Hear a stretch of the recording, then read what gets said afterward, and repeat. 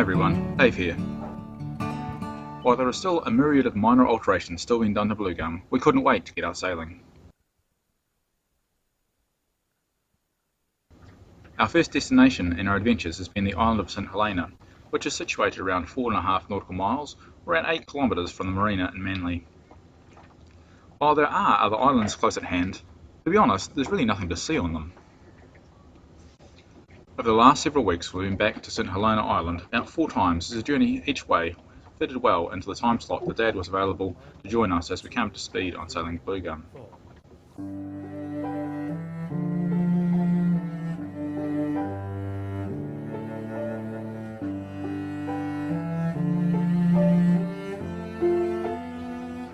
In this shot, George, our wind vane self-steering gear, is at the helm and working a treat while we are at the close hauled point of sail. We'll likely spend more time talking about George in future episodes. We have our kids in inflatable life jackets while we're underway. The inflatables are less bulky than the yellow life jackets, which means they won't get as hot. The built-in attachment points means that we can harness the kids to the boat, so if they did go overboard, they won't go far. They are also auto-inflation, so that if they did go overboard and they weren't attached for whatever reason, they are in their life jackets.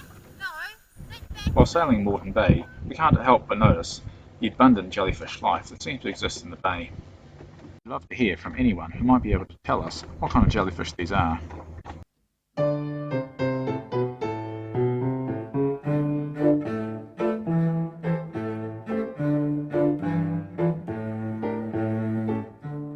While at the island, the kids took delight in jumping off the boat and into the water.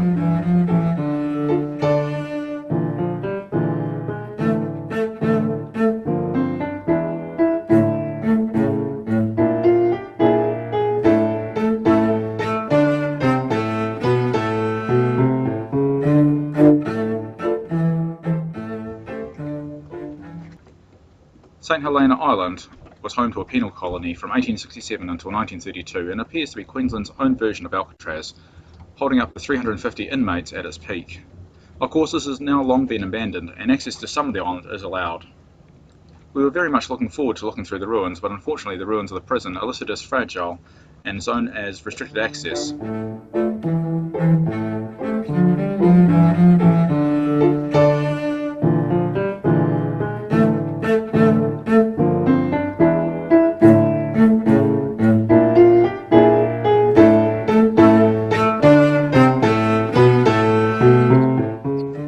This is as close as you can get, and, well, they may very well be right about the ruins being fragile, as it does appear that the cell blocks are in a sorry state of affairs.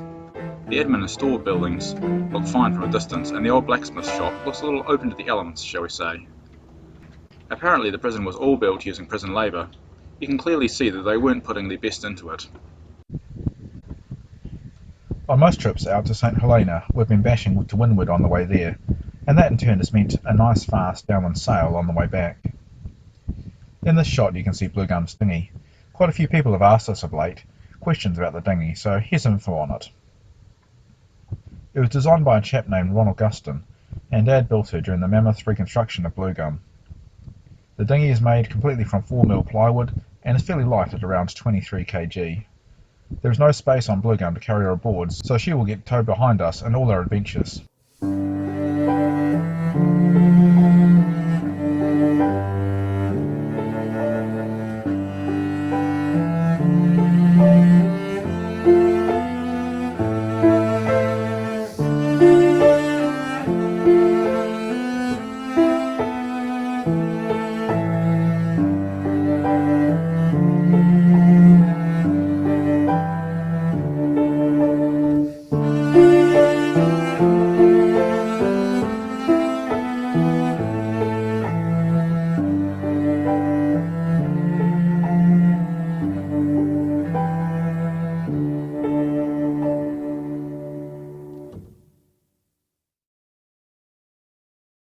On our final trip to St Helena, we left Dad behind and were having a very successful trip, until this happened.